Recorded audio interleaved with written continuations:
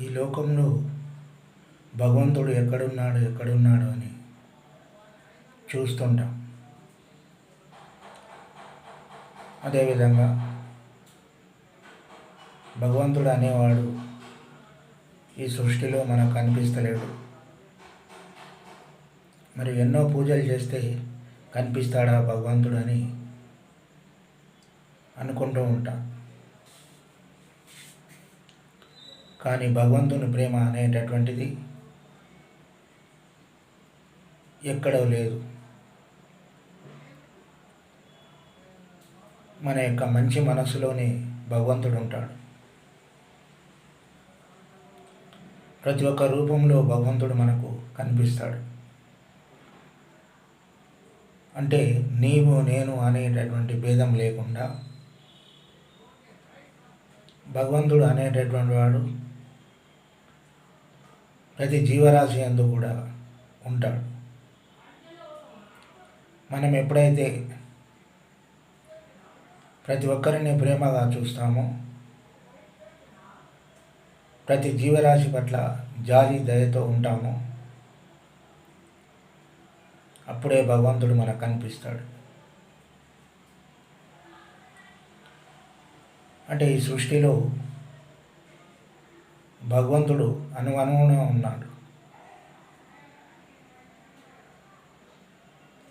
అది మనం తెలుసుకోలేకపోతున్నాం.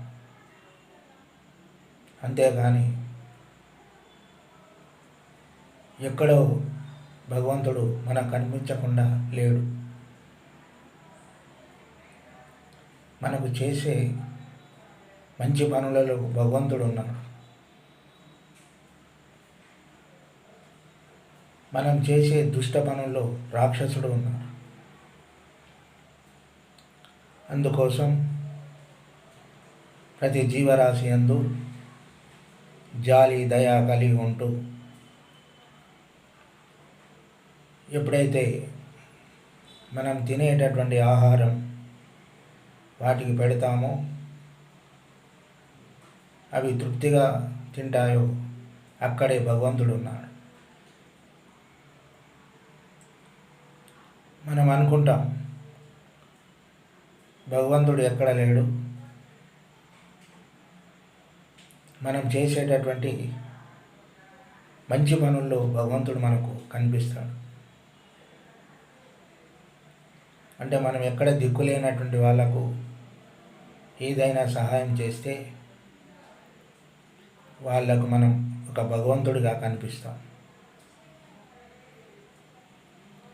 అదేవిధంగా మనకు కూడా ఎన్నో కష్టాలు కానీ ఇబ్బందులు కానీ వచ్చినప్పుడు,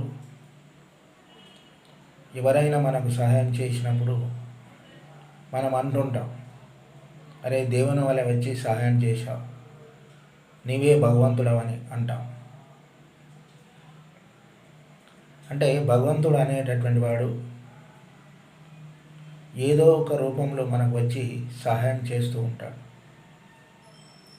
అంటే మనం తెలియక ఏమనుకుంటామంటే, అరే దేవుణ్ణి మనం ఇంత ప్రార్థించినా భగవంతుడు మనకు కళ్ళకు కనిపించాడు అని అనుకుంటాం. కానీ అది చాలా తప్పు. మనం రోజు నిత్యం స్మరణ చేస్తుంటాం, దేవుణ్ణి కొలుస్తుంటాం. కానీ భగవంతుడు అనేవాడు ఏదో ఒక రూపంలో నీకు సహాయాన్ని అందిస్తాడు. అయితే ఈ లోకంలో మనం జన్మించే ముందు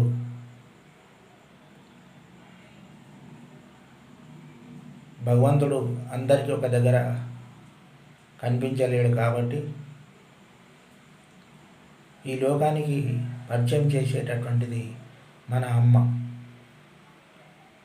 అంటే భగవంతుడు అమ్మ రూపంలో మనకు మొట్టమొదట కనిపిస్తాడు. ఆ తర్వాత అమ్మ తన యొక్క జీవితాన్ని మన కోసం త్యాగం చేస్తుంది. అదేవిధంగా భగవంతుడు కూడా మన కోసం అమ్మ రూపంలో ఎన్నో త్యాగాలను చేస్తాడు. అదేవిధంగా నాన్న రూపంలో భగవంతుడు మనకు అగుపిస్తాడు. మరియు నాన్నను భగవంతునిగా తలుచుకుంటూ మనకు ఆయనకు సేవ చేయాలి. ఆ విధంగా చేసినప్పుడే భగవంతుడు నిన్ను ప్రత్యక్షంగా చూస్తాడు, నాన్న రూపంలో ఉంటాడు.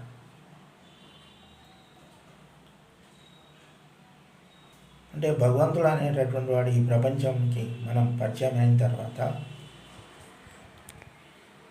మొట్టమొదట మనకు అమ్మా నాన్నల రూపంలో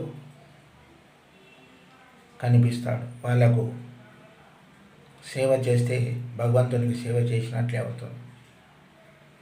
అంటే మనం అనుకుంటాం, నేను ఇన్ని గుళ్ళు తిరిగాను, ఇన్ని దేవాలయాలు తిరిగాను, నా అంత గొప్పవాడు లేరు అని అనుకుంటాం.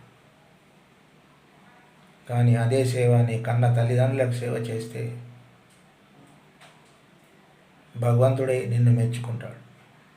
ఎందుకోసం అంటే అమ్మా నాన్ననే భగవంతుడు.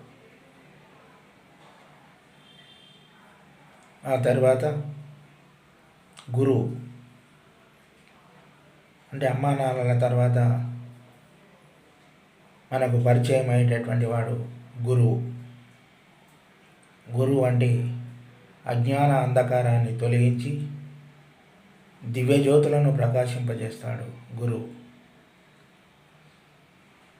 మన యొక్క అజ్ఞానాన్ని తొలగిస్తాడు గురువు. మరియు అలాంటి గురువు రూపంలో భగవంతుడు మనకు కనిపిస్తాడు, మనకు మంచి భవిష్యత్తును ఇస్తాడు. అదేవిధంగా చివరికి మనం మొక్కేది తల్లిదండ్రి, గురువు తర్వాత దైవం అని చెప్పుకుంటాం. అంటే భగవంతుడు కూడా మనకు చెప్పింది ఇది.